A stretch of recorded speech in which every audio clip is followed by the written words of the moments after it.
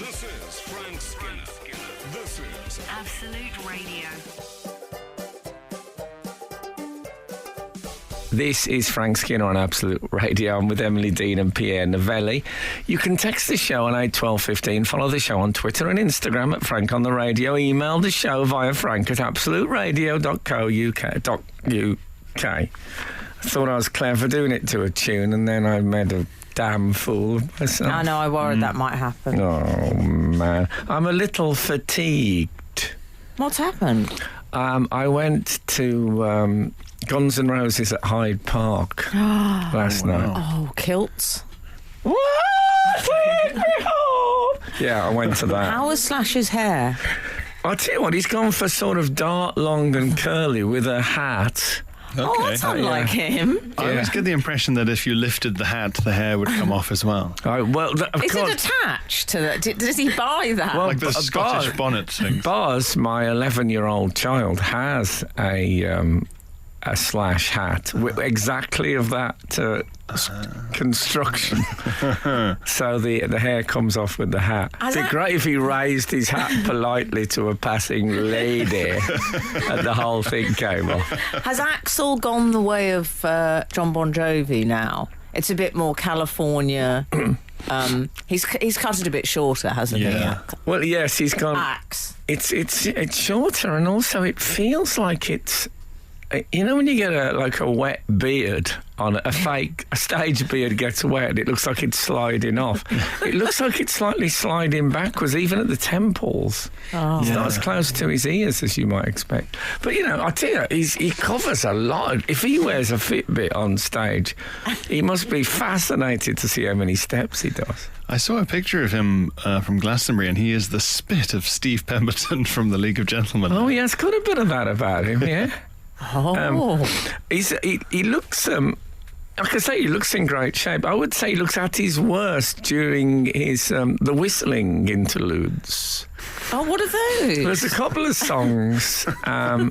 Casual approach. The Civil War song and Patience. What is he, painter and decorator? Not the Civil War song. My child is with me this morning. He's giving me prom. Anyway, there's a couple of songs where he whistles. I think it's Patience. Patience is definitely one. When he whistles for a while, and he's not the best whistler. Oh. And stage whistling, it's difficult. And also, I think it's probably the least flattering of the musical performances visually. It's the face you adopt when whistling. Yeah. I wish he wouldn't whistle.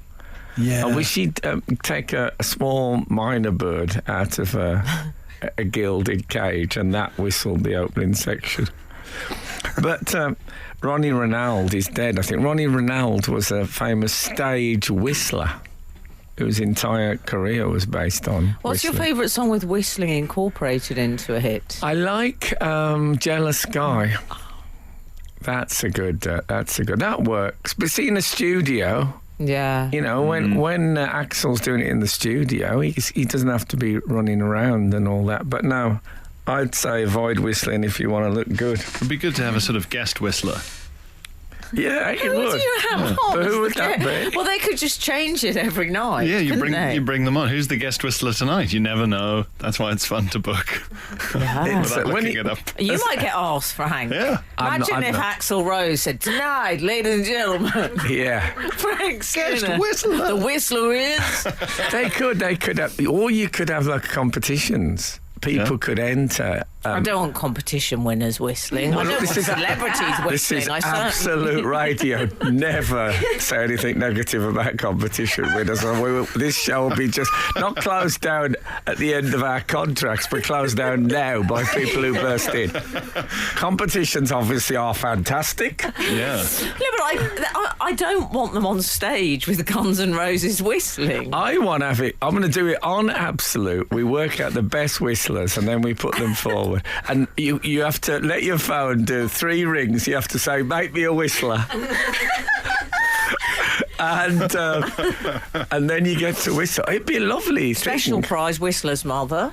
Yes. Yeah, she gets the +1 seat at the gig.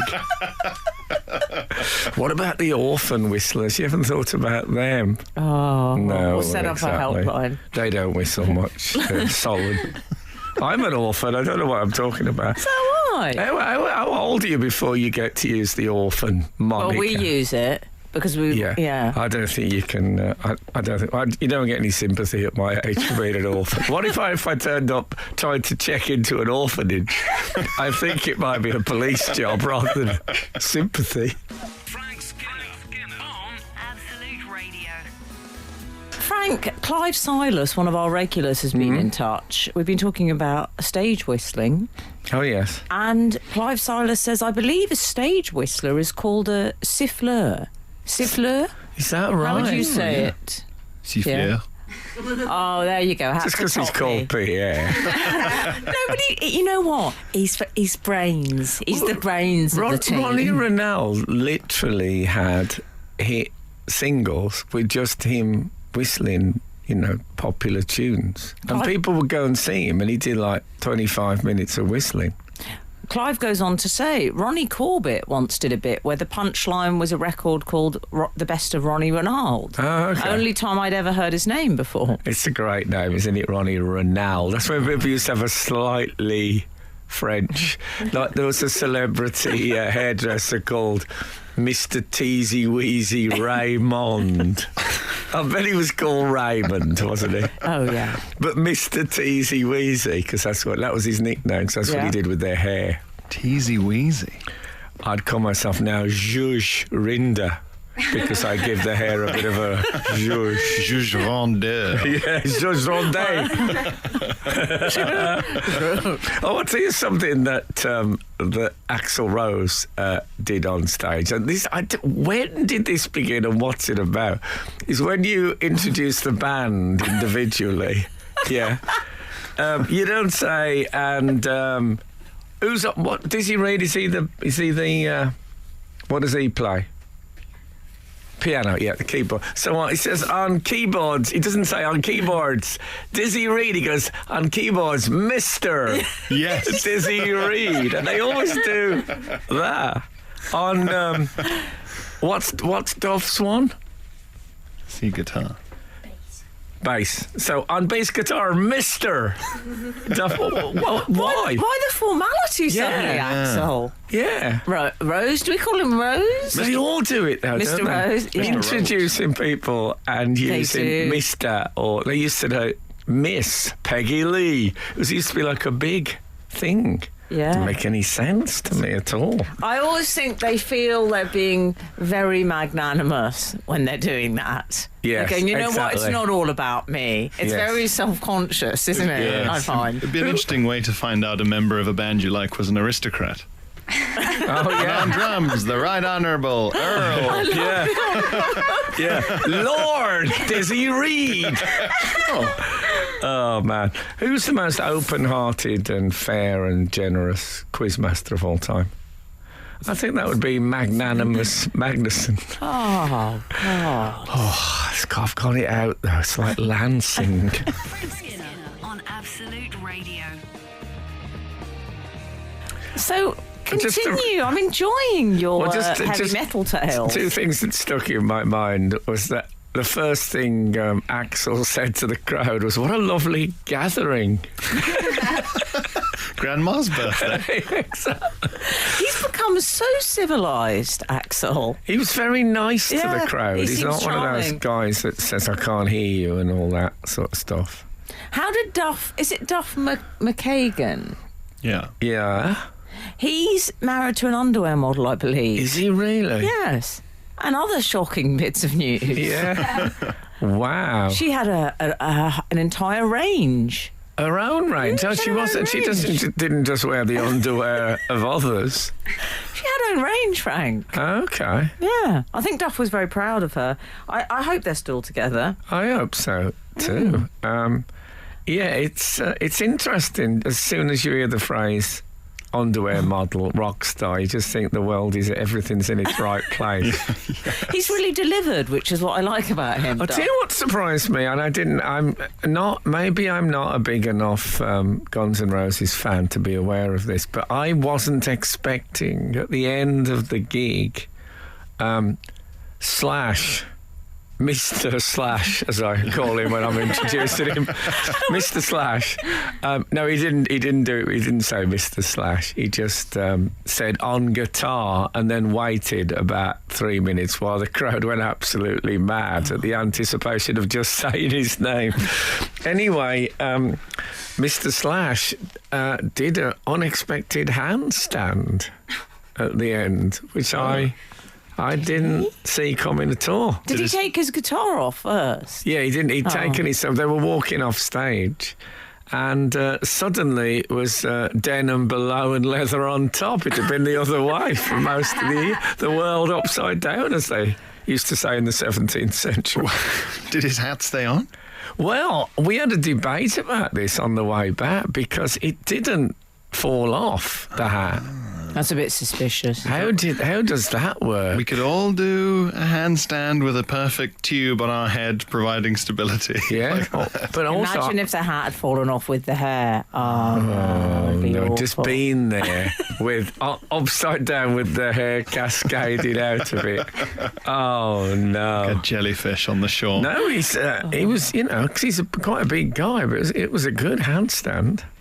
Oh. All right. He wasn't like against a wall. It wasn't one of those handstands. It was a problem.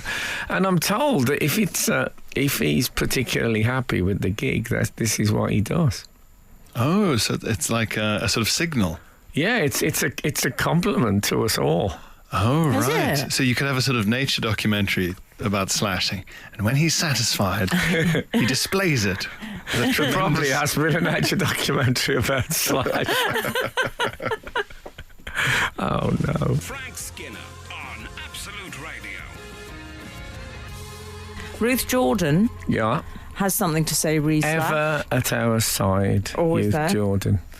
I wish Slash had done a sort of gamble, as in GAMBOL, Yes. a forward slash or even a backslash. Oh, that's good. Ruth, you're on fire. Yeah. No, that's excellent work. Oh, by the way, this is Emily Dean territory now. I had to take my dog for her jabs, Oh, yeah. and she's not great with the jabs. No, So they when don't we like get to the vet, she starts pulling in the opposite direction, won't go in the vet's, you know what I mean? I look like a rat dragging her in. And I said, what are they for? And you'll know about this, but the guy said kennel cough, and I just thought that is... I love that's the name of a real thing, kennel cough. Wasn't he involved in the Wagner mutiny? Kennel cough leaving the. I've often thought about using that as an excuse if I'm off sick and I can't go down, so I've come down with kennel cough. A bit of Casey. Yeah, better than Casey. Makes you wonder about Casey and the Sunshine Band. And the other one was something less catchy. I don't mean it was harder to catch. No. I mean it was, yeah. But There's about 3 they have to have, yeah. yeah, so she won up the nose and a needle in the back, and the dog's distressed, and I'm anxious on her behalf. And the vet said, "Don't worry," and he takes what I thought was toothpaste out, and it's a tube of meat paste. Oh, yeah. Just gets a bit on the finger, puts it on the actual table, like there's a chrome bit. The dog licks it. Suddenly, everything changes. Dog's quite likes being there, and so first needle, bit more meat paste. It's absolutely. If Did only it do the life. trick? Oh man, if only life could always be like that. There's such sellouts, dogs. But you know what? This is their strength, I find. Oh man, it really meant That's what me. I love about them. And afterwards, she was like super affectionate with me. Like, oh, you took me to the meat paste guy. the guy who bafflingly gives me intermittent bits of meat paste. Yeah. And you know what? If needles is a tax, I'll happily pay Yeah, for the but meat it is. paste. But I'm it not is. saying that, by the way. For meat paste, they will take pain, which is great. Which leads me to another. I went to another gig this week, but about as different from within the popular music framework. I'd say about as different from Guns N' Roses at Hyde Park as it's possible to be. I will explain after this. Frank Skinner. Absolute Radio. J Loco 9. Yeah. I'm not even going to get into what that means. Name for your tea shop. Whoa, sweet chai of mine. Nice. Good. Oh, that is good. Yeah. Yeah. Okay. Or if I opened a pub in the West Midlands, sweet mild of mine. No one drinks mild anymore, do they? No. So I went to another gig this week, which was odd. And I went because my partner was desperate to go. I think I'm going to be able to guess what this is, but go on. Go on then, what was it? Is it a musician that she's fond of? No. Oh, Well, it okay. is someone that... It's weird. It's ABBA Voyage. What? Right? ABBA... Do you know of this? ABBA Voyage is a virtual residency that ABBA have in which they are holograms. Oh, okay. I can't do holograms. I find it depressing. But hologram, these are not like the see-through holograms of yesteryear. I mean, These aren't your grandpappy's holograms. no, It's no. not like Elvis. Like, it makes me very depressed, holograms. I can't bear them. But go on, what are they? Are they good? So this is, you start off with a bit of an opening, and there's a bit of a cartoon, backdrop, not cartoon but animated, and then suddenly on walk ABBA, circa 74, say 1974. Yeah. And it's just them. They're standing. There's a live band, and it's ABBA. And I'll tell you something about. I went. This is how men go to the gig, or straight men at least. They go with their partner, saying, "Well, might be interested to see the technology on this, how it works." That was how I got there. And also, she put a bit of meat paste on the steering wheel. Yeah, she's no fool. But it's pretty amazing. They've built the ABBA Arena. They've built the venue as well. Oh. Right next to the Olympic Park, Right. or the home of West Ham United. Yeah. So we went, walked in, and it feels like a big new corporate venue place, and then ABBA come on. So it's pretty mind blowing. Is there any point where you see the hologram from an angle that makes it look a bit not real, or they flicker a bit like the Star Wars hologram? No, they don't. They don't do that. They can't go and watch it though. That would be really odd. Well, what happened? You don't want Apparently, to sit there looking at your young self. I don't want to. On the opening night, they turned up at the end. So imagine that. I mean, one thing I got to. When I was at school, the way me and my mates identified ourselves was we was the music guys, and we were going to see like Black Sabbath and Deep Purple and stuff. How times have changed. I got Guns N' Roses last night, Def Leppard and Motley Crue tonight. Anyway, and we saw ABBA as absolutely what had gone wrong with music. But now... Did you? I don't think our Keith would have liked ABBA. No. We sort of hated ABBA. But when you watch ABBA now, because I'm like not going mad, I just think these songs, man, they are tight constructions. Oh, They're yeah. really clever. But the other thing, that bit where in the song where she says, thank you for the music, the joy we are bringing. There's, how can I put this? It's mainly women in the audience, lots of mums and daughters and stuff, and the pure, uncomplicated joy of these women just dancing and having the best.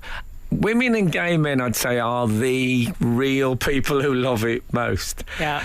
But just seeing these women like in their 70s absolutely blissed out with joy, it's great.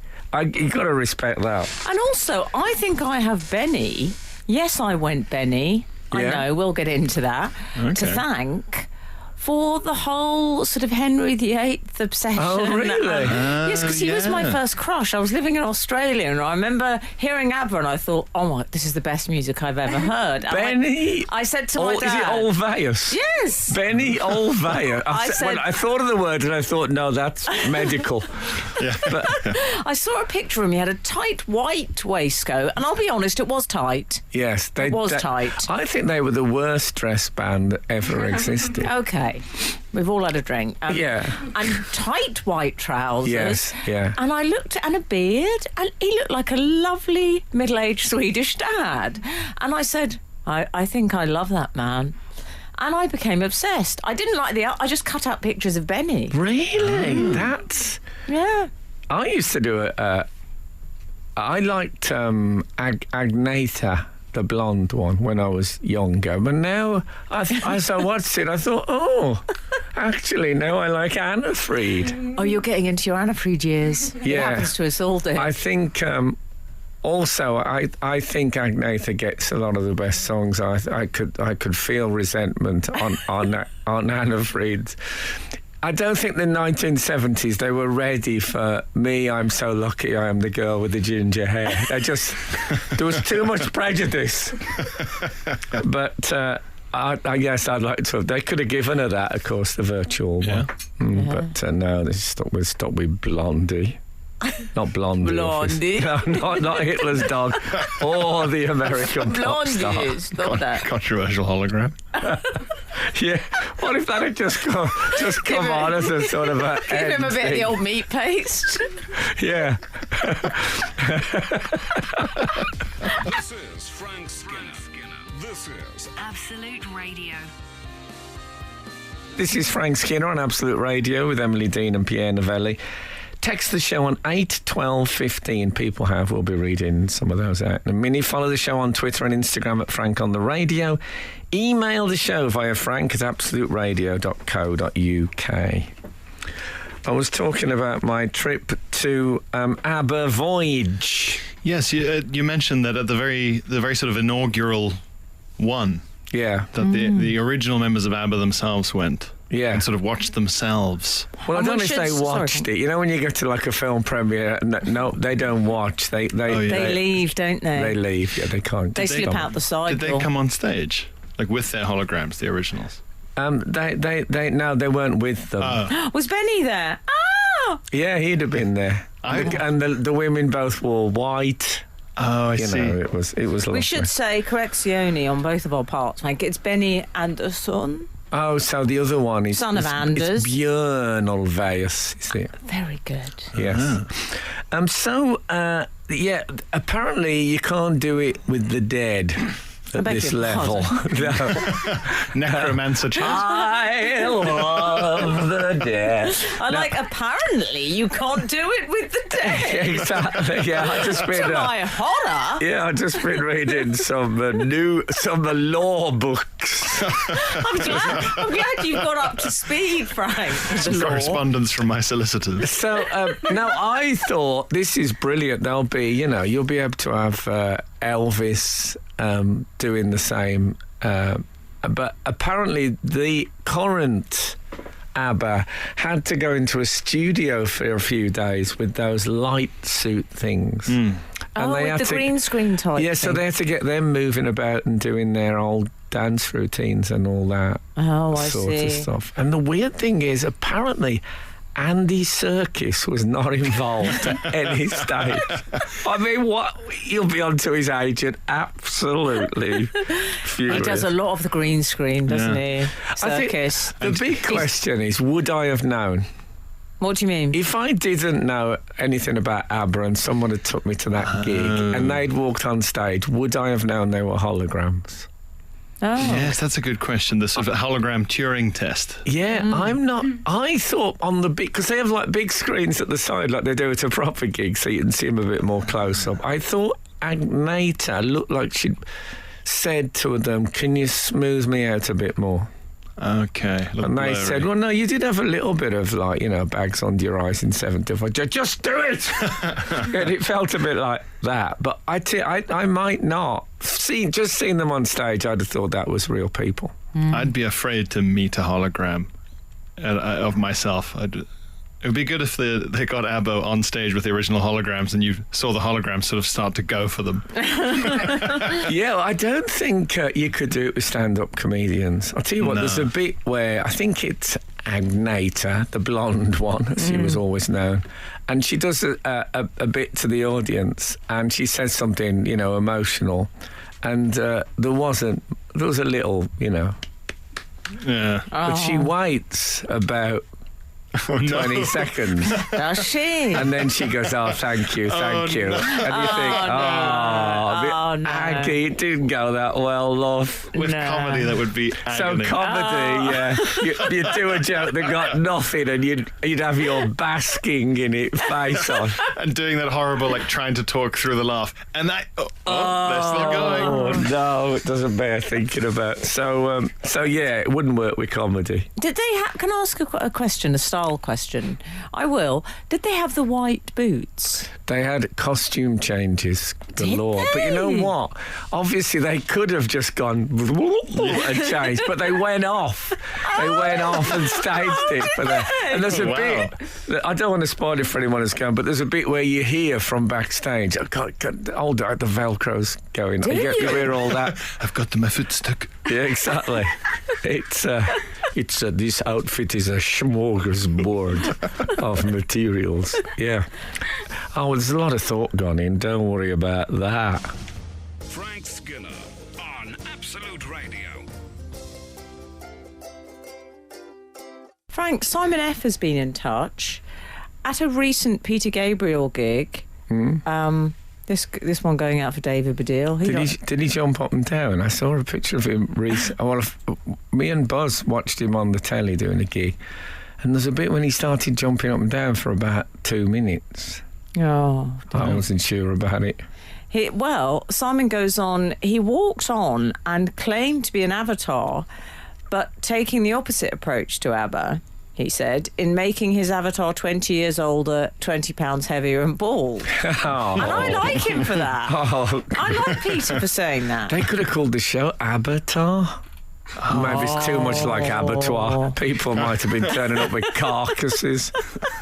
There's lots of people in glittery outfits and. Were there? I tell you what I particularly favoured. I'm sure you're familiar, Frank. It was almost like a white silk tunic tabard with an animal on the front, a snake or something. Oh, okay. Are you familiar? I believe Bjorn used to say the reason they wore outlandish clothing, he was very early on to the whole tax break.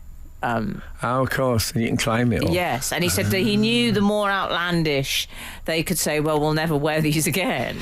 Well, there's one outfit that the blonde one, Agneta, wore, and it was like hot pants. And then if you follow the line down her legs, you get bare thigh. And then there's and you did. Then you get elasticated bottoms of flares, which then they complete the trouser. Oh, like there's a sort of glitch. There's a gap in the middle. Was it a problem with the hologram? No, it was a recreation of a thing that they wore. So it's like the middle of 70s. the middle of the trouser hadn't downloaded. There was the thigh bit hadn't turned up yet. The centre will not hold. Got a little window. It was. I have to say, it was. I wonder if they will do it. I thought they could do it with Bon Jovi because they're all alive, and then it could be called Bon Voyage. Oh, goodness me. So they didn't do money, which. Oh, really? Yeah, of all the things not to do. Too on the nose with regards to the. That's too bad. So if you're thinking of going, because my partner, Kath, loved it so much that I said, "What do you want for your birthday?" She said, "I just want to go to that again. Take my mum and my sister and that." So they're going again. Yeah. Wow. They loved it. And I think it has to end in 2026 because there's a housing project starting there. And so they'll just take down the ABBA Arena.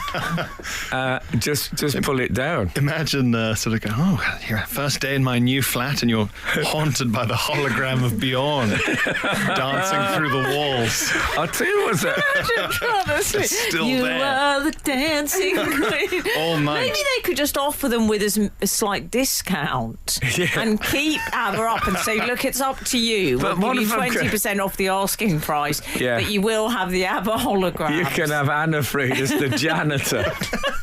Your flat.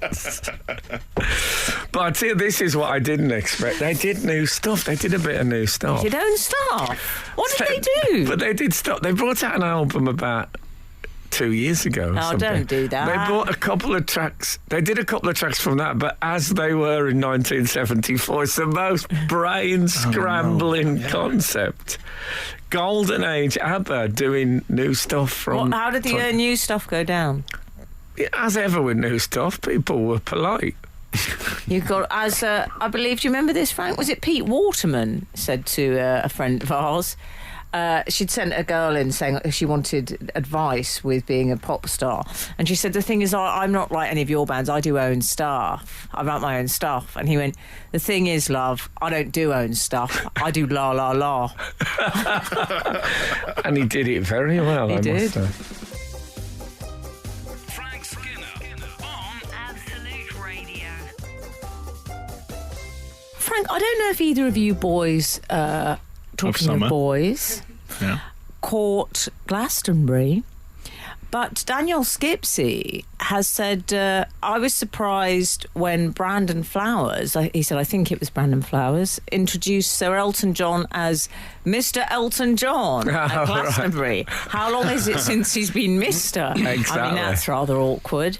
Yeah. And we've had more EJ correspondents. Martin Gardner, morning all. I have to ask, did Frank catch Elton's Glastonbury performance?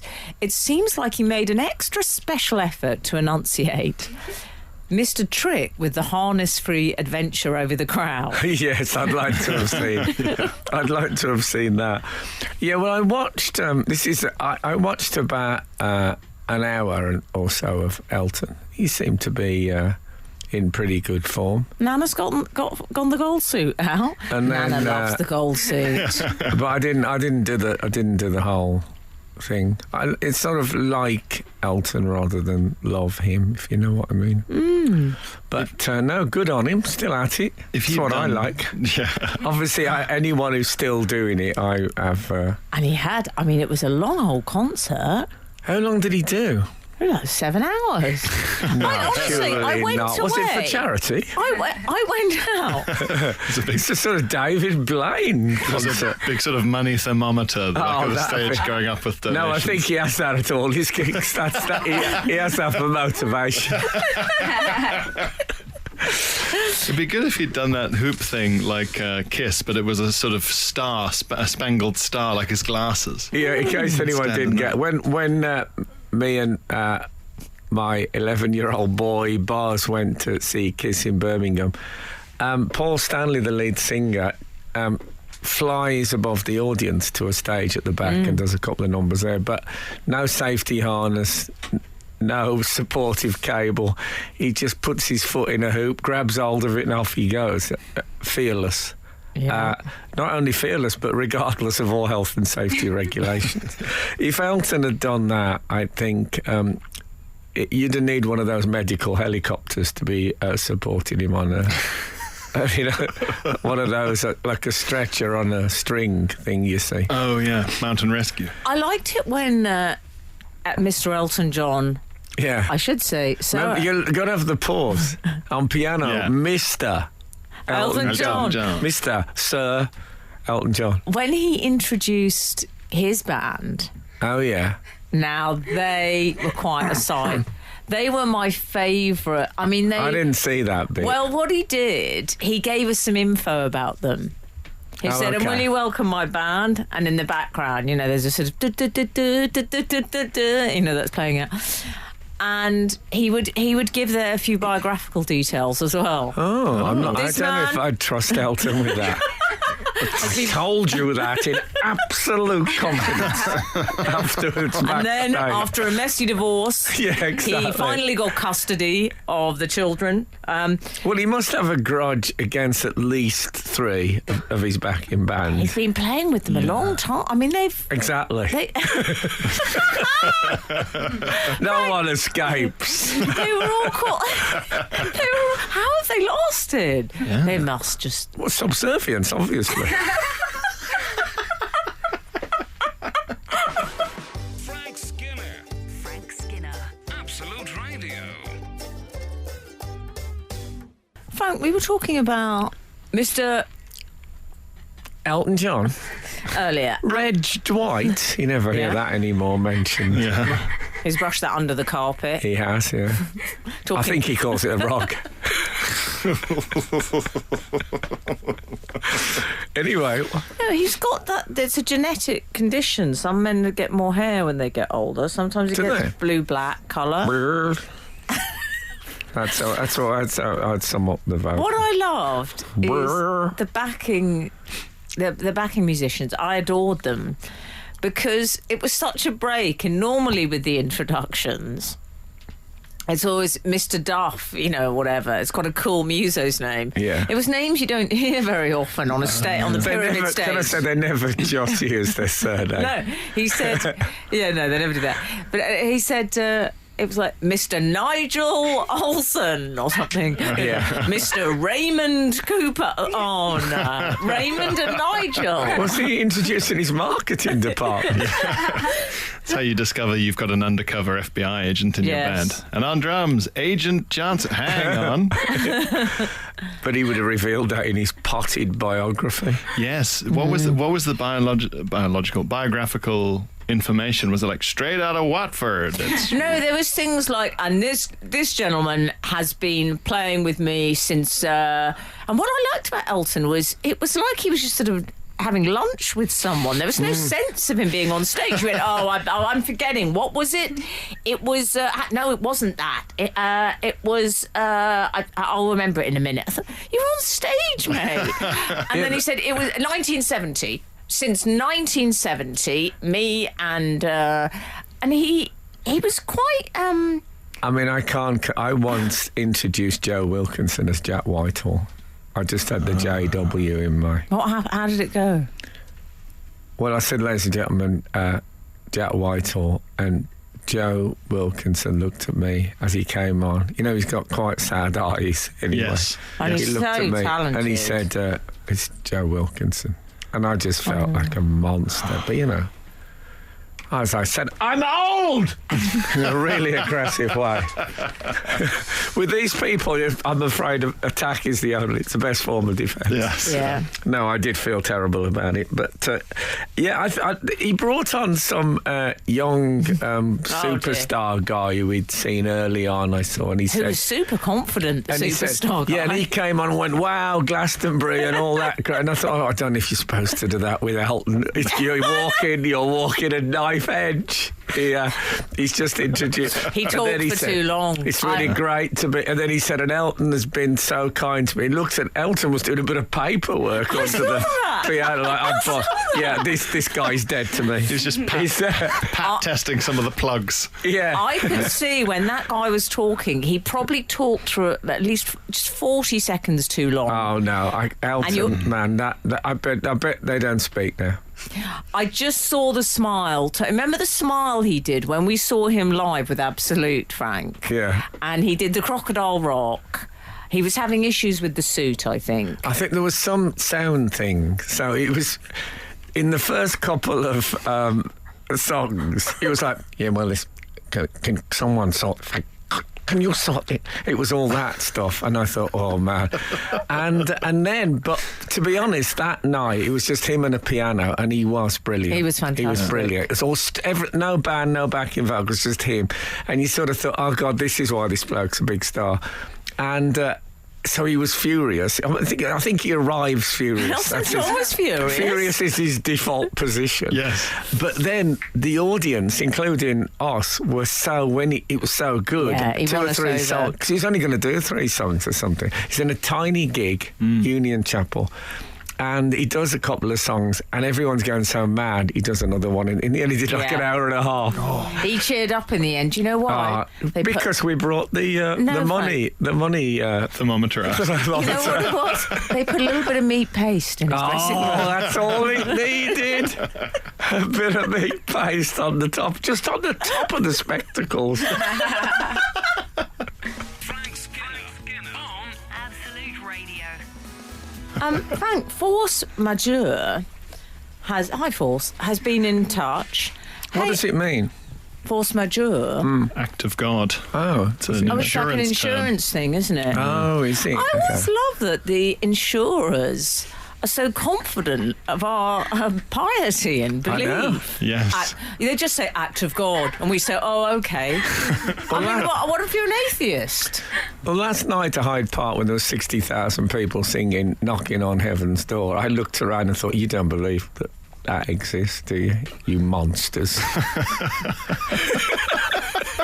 You monsters. That would have been a funny thing for Axl Rose to shout in between choruses. Can I tell you the most American? I don't know if you find this, Pierre, but if I'm ever on a gig with American comics, I've done like Americans? TV things with American comics, and you can say, right, can you do we need about 7.5 minutes.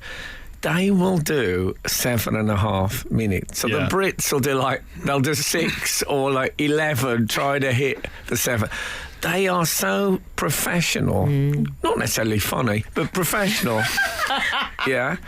And last night when we got there, someone said, yeah, they're doing 3 hours tonight. They're coming on at so they came on at 7:20, and they finished the last notes of their last song at 10:20. They did an absolute to the minute 3-hour gig. It's amazing, isn't it? It's such an American thing. I don't know how they train themselves to do it. I mean, I know that they're very harsh on what they call running the light in American comedy clubs. Oh, so when the light goes up, you finish. Oh yeah, or you never play there again. They've got a very sort of Prussian attitude to The trouble is, comedy. I'm of an age now where when the light goes up, they get off stage light. I always think, oh, I wonder what that was. But they're strict. They're very strict at Hyde Park. Okay. The Boss was on, Springsteen. And he, Springsteen does ages, so he got to 10:30, which is their curfew. They literally pulled the power on. Oh my Did God. they? He literally went silent mid-song. Yeah. So Did he walk off with his tail between his blue jeans? well, I think he's back soon, so he must have been. He must have forgiven them. This isn't New Jersey, Mr. Springsteen. This is Hyde Park. Mr. I remember being Springsteen. at a theatre, and they said, "Yeah, the curfew's at 11." And I thought, "Yeah, but if it's going well, I'll just keep going." And then they said, "Yeah, the staff go on double time at 11. You have to cover it." I thought, nice tight one tonight. You glanced back at the big thermometer and you thought, Exactly. It started to go down suddenly. Lana Del Rey got herself in all sorts of problems on that front. Did she? Didn't she, at Glastonbury? I think, I loved this. I have to say, this was very my energy. She came on, I think she was meant to be on at 10, and she came on at 10:30, and was, someone in a high-vis tabard, so we got a very strict curfew, you've got to be off by 11. And the excuse she gave when she came on stage barefoot, which I like, was, "I'm sorry, it took a lot of time to do my hair." And she brought the hairstylist on stage with her, who continued to do her hair during the gig. That's respect. Did I tell you that Axl Rose fell over last night, by the way? Did he have one of his falls? No, well, he does a lot of, I would say, Axl Rose and football referees do more running backwards than anyone else on the planet.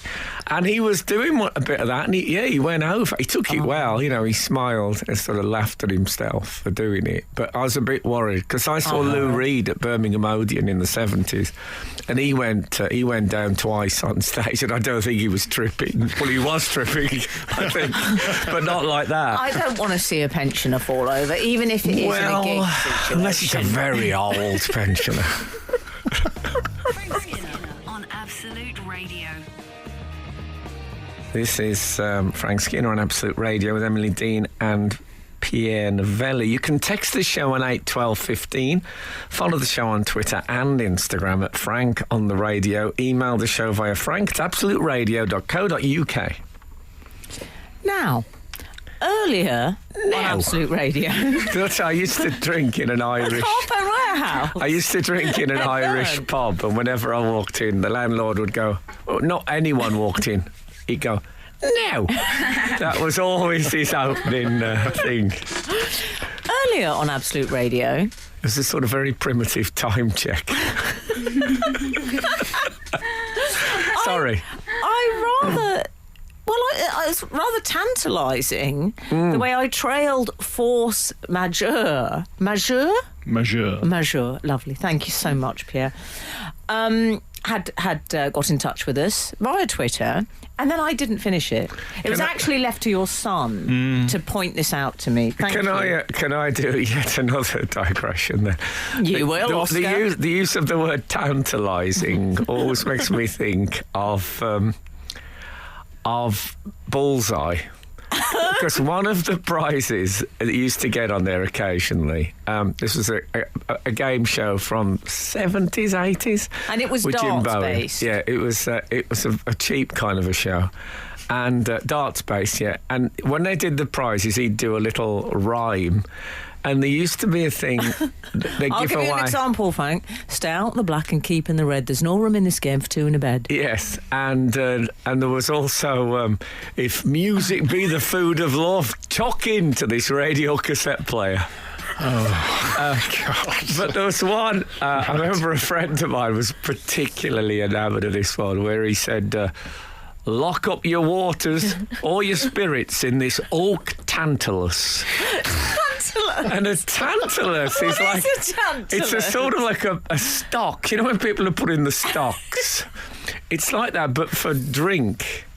So it's a wooden sort of... And it stops you from opening the bottle. It restrains you could have done the bottle. one of those with my grandmother. So you get a lock on it to stop people drinking. But it's called a tantalus because it tantalises. You can see the alcohol, but you can't get at it. What I like is a very 70s approach to excessive drinking is don't suggest someone gets help or maybe has a therapist. Like, just put a lock on it. Put a lock on just the lock it up. stocks and this pillory for... It used to be a bit much more of a thing that everyone had a decanter set. Oh, yes. Nowadays, you don't see them, do you? Do you have a decanter set, Frank Skinner? I bought my manager a decanter for one of our anniversaries. Oh, I've been with him a lovely. long time, and I got it engraved, and the engraving was so slipshod. Was it? I remember. That'd be a good name for a Slipknot tribute act. Slipshod. Slipshod. What about footwear inspired by Slipknot? What would that be? Slipshod. Big spiky boots. Yeah, it's like... Okay, yeah. A pipe and slipshod. That would sum me up, I think. Pipe and Slipknot.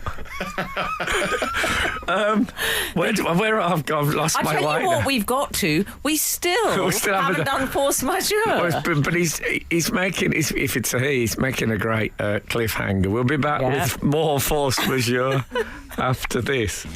Frank Skinner on Absolute Radio.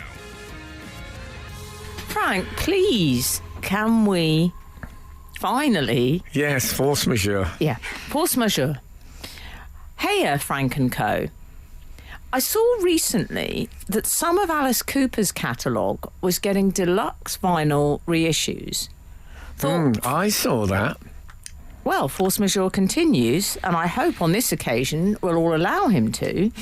Thought Frank will be able to get those for Buzz. So sweet. FM. Thanks for that. Yeah. However, The School's Out album includes an actual pair of knickers, as did the original, which Why? seems slightly problematic as a gift for a son.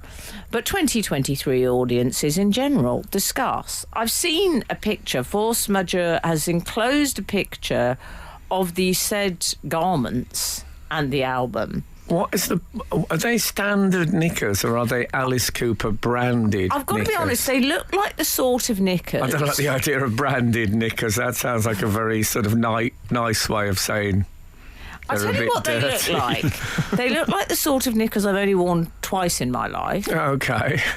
Once Are they surgical? Once was during a fake tan application. Okay, because you don't mind if they're spoiled. None of your business. Okay. The second occasion was indeed for a surgical procedure. Are they paper?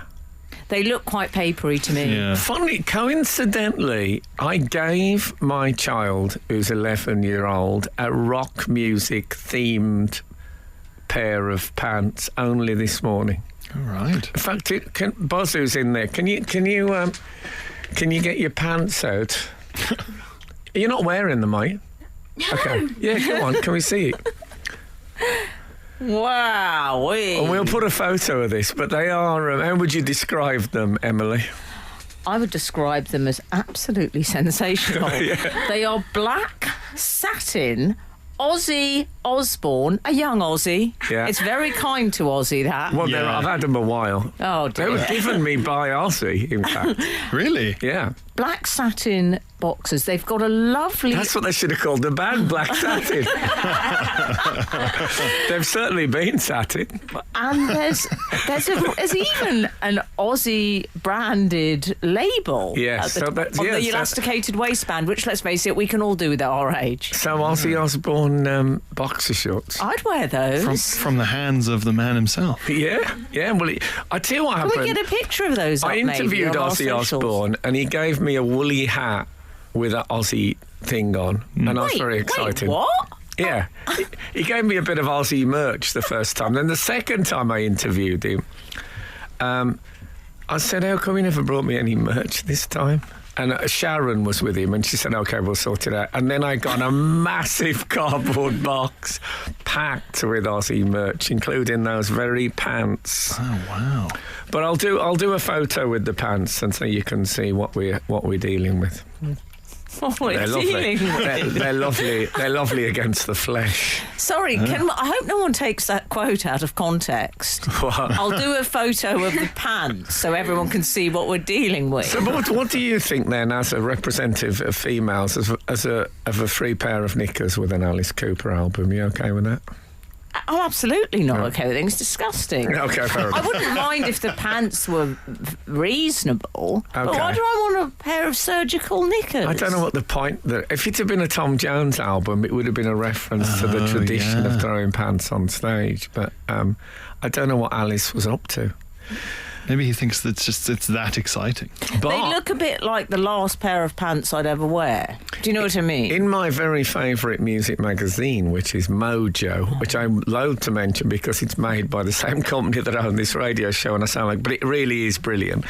I noticed in this month that Killer, which is another one of those reissued albums, got a 5-star review, so it's working for Alice.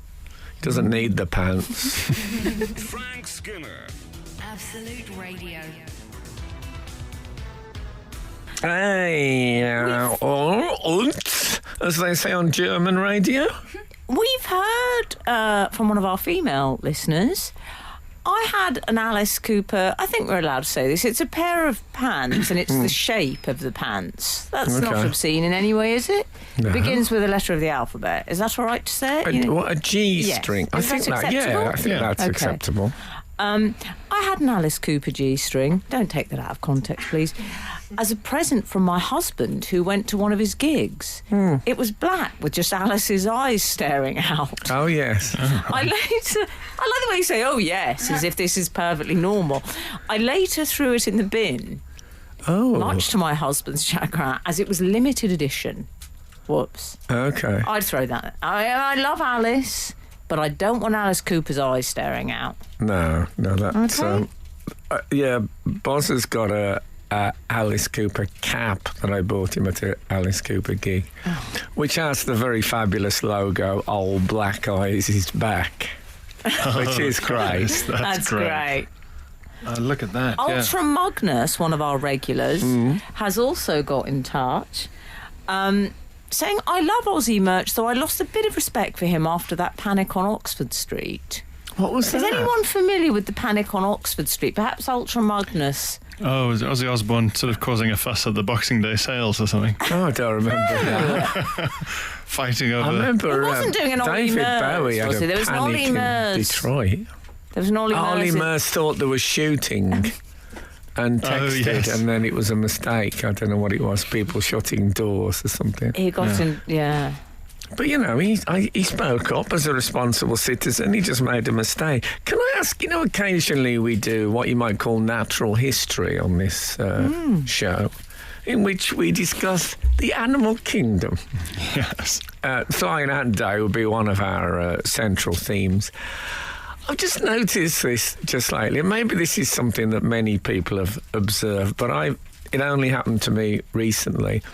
I went on a motorway journey on a hot day to Birmingham and back, and it occurred to me that in my early driving days, if I did that, when I got back, the screen of my car would be covered with dead insects. There was none on there at all. Now, is that because they put something on screens now that make insects slide off? Oh, have they turned... Oh, I Or didn't is know it that. because they're angled to do that? Or are there less insects, or are they more evasive than they used to be? There's a lot of concern online about exactly that. Oh, about where are the insects? So it's not just me. No, I mean, don't get me wrong. I hate insects in all their Do forms. you? Yeah, I don't like them in my sleeping bag. Do you know, I've noticed, though, I've taken a rather gentle, tolerant approach to the insect, and we seem to be getting along far better. So if a fly enters the house, this is how I deal with it. I say, come on, darling, it's time to leave. Come That's on. nice. Darling, come on. And they do leave. I don't do that when a fly enters the house because I'm very entertained by the dog chasing them. It's better than Netflix. a free toy. I don't think she's ever caught one, but it is great. 'Cause it's a very sudden movement from the dog. You think, oh, what happened? You realise a fly has just gone past. Do you think on the back of the fly is a tiny amount of meat paste? I suppose flies are meat paste. We all are. Do you know what I will say Good about... night. Horrifying. It reminded me a bit of... Remember I told you when I went to the zoo and they said sometimes pigeons land in the lion den and then are instantly devoured. It's got a bit of that about it. I thought I'd end on a slight low. Sometimes you can end in the minor chord rather than the major on these links. This is Frank Skinner. This is Absolute Radio. We've heard from 813 regarding earlier chat about introducing band members on stage and Oh, yeah. things of that nature. On drums, Mr. Yeah. Exactly. 813 says Elvis used to introduce his classically trained Metropolitan Opera soprano, Kathy Westmoreland, Oh, yes. as the little girl with the high voice. He says, talk about playing it down. He'd also introduce my favorite guitar player, James Burton, immediately followed by, and on the rhythm guitar, John Wilkinson. Ouch. That's Andy Wood from I Bronte. think if I remember rightly, the Sweet Inspiration, who were the vocal group who did his backing. Oh, yeah. He used one night he said, "You know, your girl says kind of smell of onions." He's a man after my own heart. Was he onion intolerant? No, I just think he was intolerant. Do you know, I really... They were upset, apparently. Were they? Well, yeah. Now that's on their CV forever. Yeah, exactly. You kind of smell like onions, Elvis. 5 stars. Kind of smell like.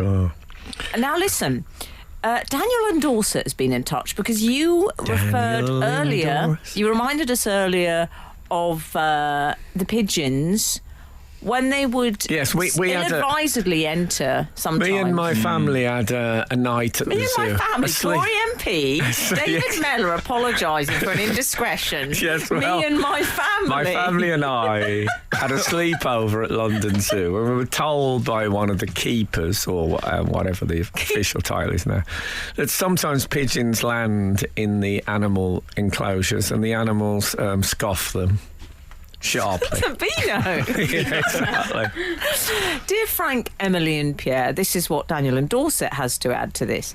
With reference to your conversation last week about tigers killing pigeons in the zoo, some years ago my wife and I went to London Zoo with my parents. Let's hold it there. Let's make it a Shall we? cliffhanger. Why not? It's going to be grisly. There's no bears at London Zoo. I think they're at Whips now. Let's keep it on this, Frank. At the time there was an open-topped pit of Asiatic lions. Okay, I'm hooked. Frank Skinner on Absolute Radio. Let's return to Daniel in Dorset. Yes, who we left were us on the we were on an precipice. enclosure hanger. We were. Oh, lovely. On the precipice of the Lion's Den. A novel by Beryl Bainbridge. While we were stood looking down on the lions, literally, not figuratively, Yes. a local... Savage Yeah, beasts. exactly. Dumb animal. Illiterate beasts. And the smell from them. Anyway, Oh, dear. A local heron flew arrogantly low. did she know? It was local. Yeah, I Picked don't up on know. the accent early. Again, being a bit dismissive, didn't look very exotic. No, exactly. A local heron flew arrogantly low over the pit. Don't want to do that. No, that's Dicing a with bit death. David Gower. David Gower. Gower? David Gower wasn't picked in an England. I think it was a friendly England Not test so match. friendly.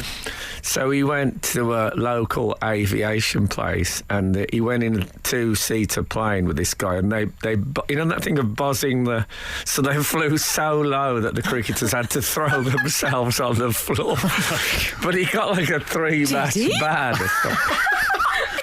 The Extraordinary. Red Baron. I had no idea he had that level of internal rage Oh, in him. he's a fabulous. No, I think he's like a playboy. You know, Good on him. Great hair. He might have done the method. knows a lot about wine. Oh, okay. Just saying. I'm not quite so keen on that. I don't No, like I wine once people. spent a wedding sitting next to David Gower, and I said, I'm going to talk to you exclusively about cricket. He said, okay. He was fine with it. He was And great. that wedding was his. He was great. It wasn't his wedding. Anyway, I have to go up there and do the vows. Yeah, but what about that I'm gonna first talk to you four about that you hit at your test debut? Carry on. Let me return to Daniel and Dorset. So we've got the heron. The heron is flying perilously low. Arrogant heron. Arrogant. The brother of Gil Scott. Carry on. One of the lionesses immediately did, I'm afraid, what comes naturally, Okay. and leapt up to pluck it out of the air Wow. and take it to the ground. Let's leave it there. Yes. We all know what happened. No good can come of that, as I told that local heron. Was it Jill Scott? She's tall. I don't know. The strangest thing was that nobody else watching seemed at all taken aback by seeing nature quite so red in tooth and claw. Bit of Tennyson. Throw. Don't get much lovely. Tennyson in our texts. Or at the zoo. No. My wife was the My only... wife. But no, he's gone bird of Marin. League of Gentlemen. My wife was the only other person who thought it noteworthy. Yeah. That's Daniel and Dorset, something of a poet, currently up there in my top 5 readers. You're witness, Frank Skinner. I enjoyed that. That was. Well, I don't enjoy, obviously, it's in a way, it's a sad tale, but you can't get in the way of animals, No. Well, that's what David... Generally All right, speaking. David Attenborough. especially with the stampede. David Attenborough encouraging them. Yeah. It's that terrible moment when it spits out the beak. Imagine if Attenborough saw the heron flying low, arrogantly low. He'd think this is get the camera crew. He'd be punching the air with joy. Thank you so much for listening to us this morning. And if the good Lord spares us and the creeks don't rise, we'll be back again this time next week. Now get out.